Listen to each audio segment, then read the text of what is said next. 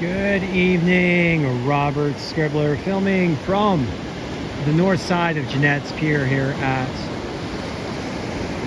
Gray Eagle Street, and looking to the south right now. I'm going to slowly pan the camera as we watch some 1 foot waves coming in onto the sandbar on a chilly, we'll say semi-chilly March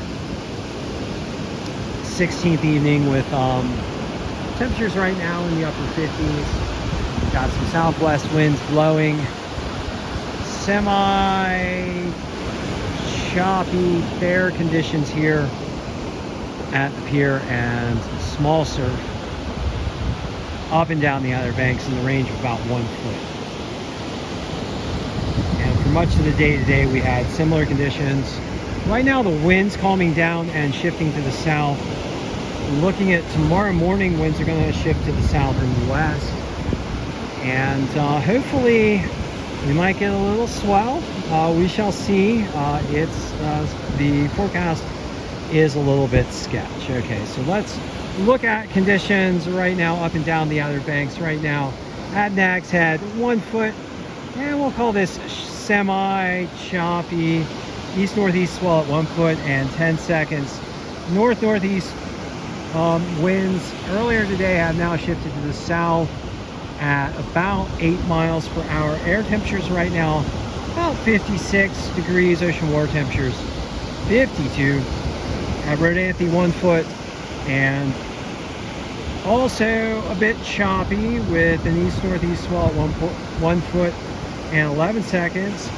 Southerly winds starting to blow at around 11 miles per hour. Air temperatures 56 degrees there. Ocean water temperatures 54, and at Buxton 1 to 2 foot and choppy with winds also coming out of the south at 5 to 12 miles per hour. Air temperatures 57, ocean water temperatures 55. Frisco today around the range of about 2 foot and getting fair as we get those southerly winds starting to blow there in Frisco as well. Okay, today was 1 to 2 foot and choppy. Today in the Outer Banks, best conditions were at Frisco. Beautiful day, sunny conditions, highs around 60, much warmer than expected. A little bit cooler in the morning, but it got warmer as we got on into the day, and those winds calmed down, shifting from the northeast to the south.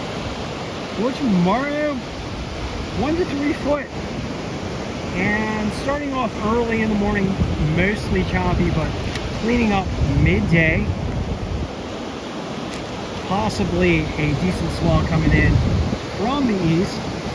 West winds kicking in, southwest winds kicking in mid-morning through mid-afternoon. That's your best chance for good conditions tomorrow, as the winds are expected to shift to the north and east 6 to 11 miles per hour later in the afternoon. Temperatures in the low to middle 60s tomorrow with clouds and sun. On Monday, 1 to 3 foot and choppy conditions.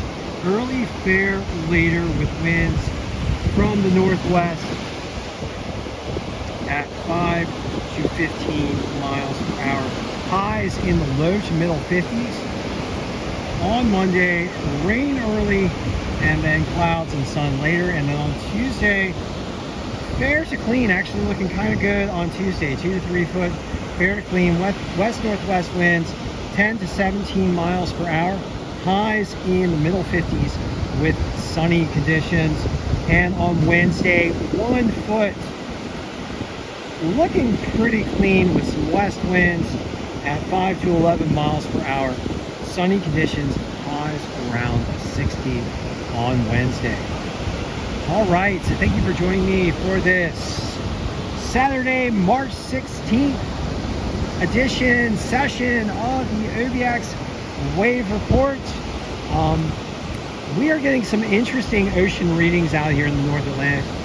The main development region for tropical cyclones, the MDR, is looking pretty gnarly with ocean water temperatures right now between 2 and 5 degrees Fahrenheit above normal. That is just nuts. And overall, the Atlantic Ocean also much warmer than normal, as well as the global ocean in general, much warmer than normal, still in record hot ranges. And what that means is that as El Nino is right now transitioning to a INSO-neutral state and might be transitioning to La Nina this summer, we are under the gun for potentially pretty severe hurricane season for this summertime in the Atlantic. So we're going to have to really be looking at that. Definitely climate impacts being felt in the ocean system right now with those record ocean temperatures.